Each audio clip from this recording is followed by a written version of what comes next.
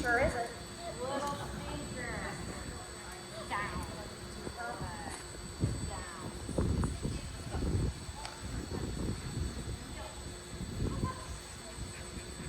Down. Yeah, but you can help. So that's not. Down. Yeah. So that's how you help him. Except this next time, keep your feet pointed forward, just like you did. That was good. But keep him moving up and down. Okay. Get ready. Hurry. Help him with the down. Down. Keep him moving. There you go. Yeah. Yeah. Okay. Anyway, try and move forward before you release. Down. Not again. Good. Move forward, then release. Okay. There you go. Yeah. So when I play that game with my puppies, when they're really young, I use food. But pretty soon, I start doing it with a toy. So because I also want to work on impulse control, so they're not nuts for the toy, I'll hold the toy. Because they learn also, don't get the toy unless I say get it. So I'll heel along, the toy's right in front of their face, and I'll say down. Keep moving with that toy. Okay. Sometimes I might be heeling along and say, yes, get it. And then they can whip back and get it. Sometimes I might be heeling along like this. Yes, get it. So that they jump behind me to get it. Sometimes I'm using food. But you can work on all, I mean, that's all impulse control, right? Resist the motion, listen to the verbal. Same on the contact. You're running along in heel position, and you have an expectation that they stop on the end of this contact. For the record, I do not think you need to say spot, period. Is your dog always expected to stop on this contact once it's on board? Then why would you say stop? It only should ever stop. It's not the case that you want the dog to stop only when you say stop. You want the dog to stop every time they're on that thing. I wasn't saying stop. I was saying spot. I know. Oh, okay. But the concept is the same. Once my dog is on the board, there's an expected behavior at the end that I am not going to cue. So my cue for the seesaw is Mimi. So I say Mimi, so on approach, so that they know it's the seesaw and not something else. And once they're on that thing, that's it. I'm not saying anything else except the next obstacle. Because Mimi is the cue for a chain of behavior. But I shouldn't take spot away yet, should I? That's entirely up to you. But what I would say is, ideally, I would say you need a word to tell the dog that it's the A-frame and not a tunnel that might be underneath it, for example. But once the dog is on the A-frame, they should know their job well enough that they know always I must stop at the end of this thing no matter what my mother's doing. Yeah. Oh yeah. Yeah. So you may be saying spot for quite a while, but at some point you may be saying spot on approach, which was kind of your question. And spot no longer means stop at the end of the contact. Spot means get on the contact and stop when you get to the end, which is a little different. The running contacts are different, sort of, in the sense that I do not have a word to tell my dog to hit the contact. I don't have time for that. By the time the dog is halfway across the contact, I'm telling them what's next. So by the time they're halfway across the dog walk, I'm saying tunnel. And they have to hit the contact on their way to the tunnel.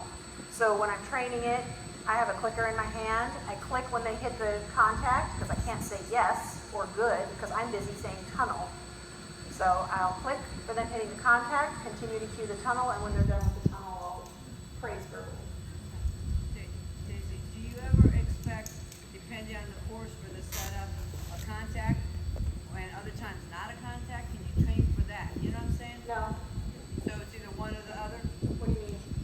Like, wonder if I would have running contact, but it's a really difficult turn that my fat butt can't get there in time, so I want to touch.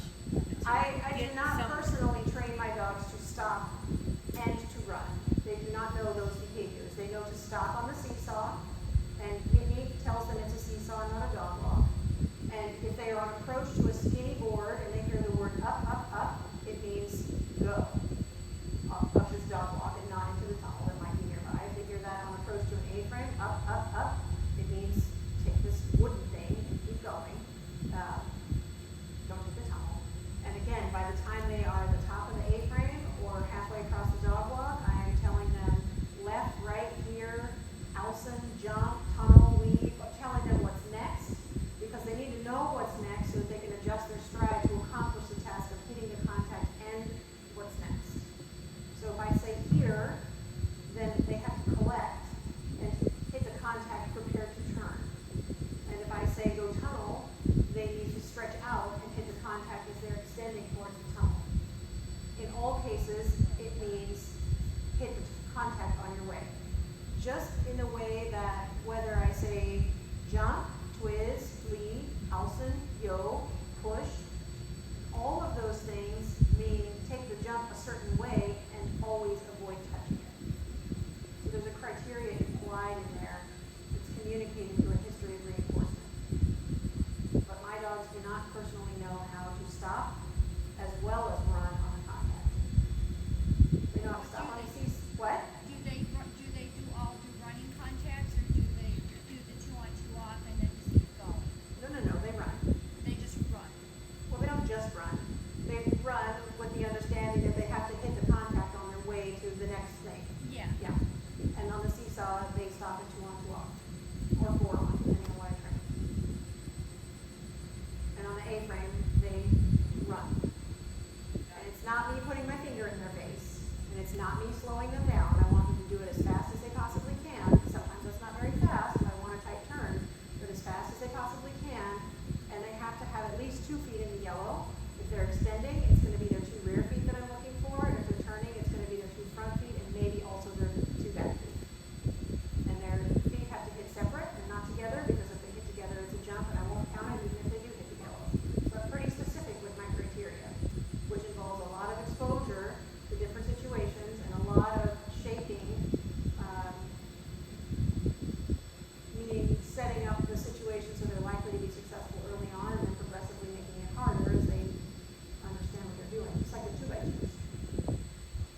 Do you put the mat at the bottom of the A-frame when you're training that? Usually I train the dog walk first, and there's a mat on the bottom of the plank that they've seen separate from the plank quite a bit. And then once the dog walk, I'm about to start the A-frame with my youngsters. Once the dog walk is pretty close to full height or at full height, and they're pretty consistent, then I'll train the A-frame. Because of all the work I've done on the dog walk, the A-frame usually only takes a couple of sessions and they've got it. So I'll usually lower the A-frame, do 2 or 3 reps, raise the A-frame, do 2 or 3 more reps, raise the A-frame to full height, and be done with it. And the mat may or may not be there, depending on, like the puppies I have now are pretty, they seem to kind of get it. It's not been too complicated, so probably I'll put a mat on for the first couple of reps and be done with it. So it's a freebie in a way, because crummy dog walk performance is a pretty good A-frame performance, if that makes sense. So what I'm asking for on the dog walk, if they kind of sort of do it on the A-frame, it's perfect. And then I maintain pretty strict criteria on the dog walk. Do you train 2-on-2 off to begin with? No, Okay. And you go right to running.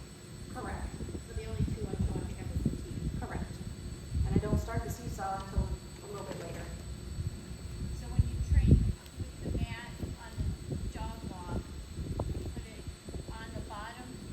It's on the bottom half of the contact zone. By the time it's on a plank, though, they've seen it a lot on the flat with no board in sight. Okay. So they understand if there's a mat and a tunnel, and I say tunnel, they need to hit the mat first and then go to the tunnel, or there's no cookie in it for them. So it's never explicitly cued. If it's there, do it, in addition to the other thing I've asked for. Yeah.